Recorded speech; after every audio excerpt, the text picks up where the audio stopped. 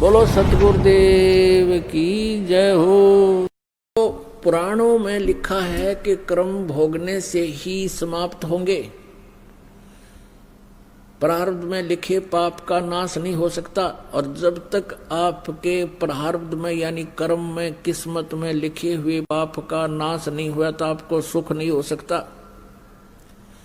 और आपको भक्ति से सुख नहीं हुआ तो के चाटा इसी भक्ति ने फिर कौन करेगा। सारे नास्तिक हो गए। इसी कारण से पूरा रूस, पूरी चीन इन डुप्लीकेट ऋषि संतों के कारण भगवान वाला लाभ इनको मिला नहीं, तो ये नास्तिक हो गए।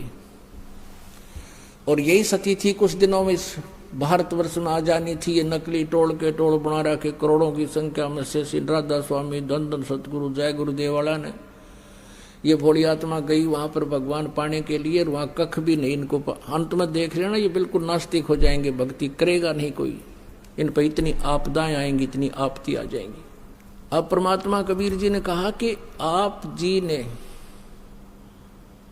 देवी पुराण में बृहस्पति जी के विचार सुनाए कि वो कह रहे हैं इंद्र को, 5वें स्कंद में वो इंद्र को कह रहे हैं कि कर्म तो भोगना ही पड़ता है, और जो मस्तिष्क में लिखा वो भोगना ही पड़ेगा, इसमें कोई परिवर्तन नहीं हो सकता।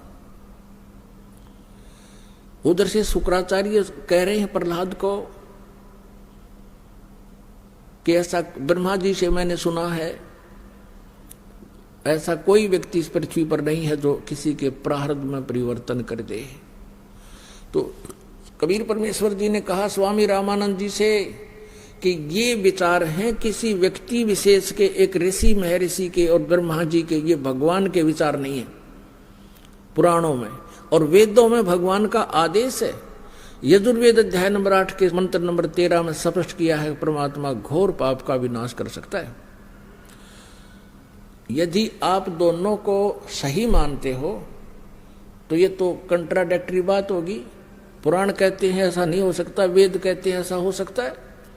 तो वेद एथेंटिक है, विधान है, वो परमात्मा का दिया हुआ आदेश विधान है। और पुराण एक ऋषि महर्षि संत और यहाँ के इन अल्पज्ञ भगवानों का ज्ञान है।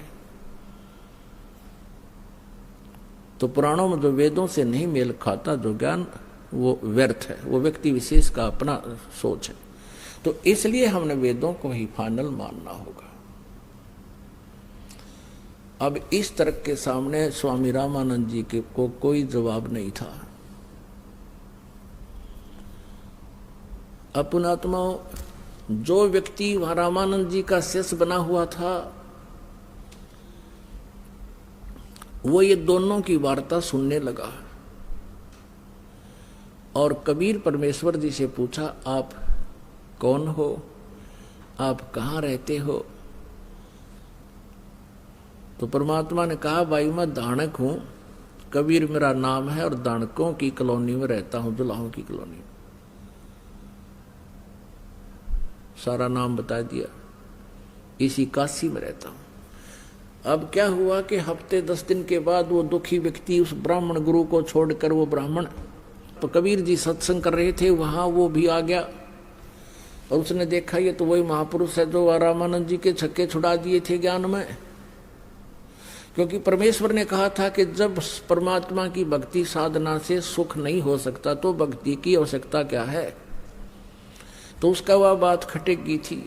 सचमुच ये तो 2 अक्षर की बात है। तो फिर परमात्मा कबीर जी से उसने कहा, भगवान मैं बहुत दुखी हूं। तो परमेश्वर ने कहा, भाई मैं जुल्हा हूं, शूद्र और तू ब्राह्मण है, देख ले तेरा समाज फिर तने गड़ेगा।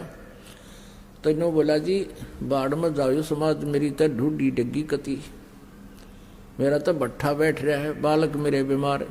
और उस ब्राह्मण तो मैंने 10 साल हो गए नाक रगड़ते थे। जो उसने साधना बताई स्वामी जी की, मैंने सारी कर ली, कोई राहत नहीं।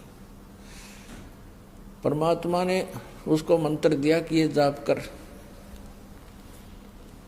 और फिर अपने बच्चों को भी नाम दिलाना है। वो तो आशीर्वाद था दाता का। कहते उसी समय उसको ऐसा एहसास हो गया शरीर के अंदर, जैसे कोई आपत्ति बाहर फेंक दी काट का परमात्मा। उसकी 2 जवान लड़कियां थी, 2 पुत्र थे, वो भी हाफ माइंड से हो रहे थे। कुछ ऐसा संकट था उनका। उसकी पत्नी भी बहुत दुखी रहती थी। तो परमात्मा की कृपा से उसको राहत मिली। फिर बच्चों को नाम दिलाया, धीरे धीरे सब स्वस्थ हो गए। 2 या 3 वर्ष के अंदर उनका सब संकट दूर हो करके सब कर्ज मुक्त भी हो गए। अपनात्माओं, अब वो प्राणी इतना सुखी हो गया, जगह जगह जावे, अपने रिश्तेदारों को बतावे,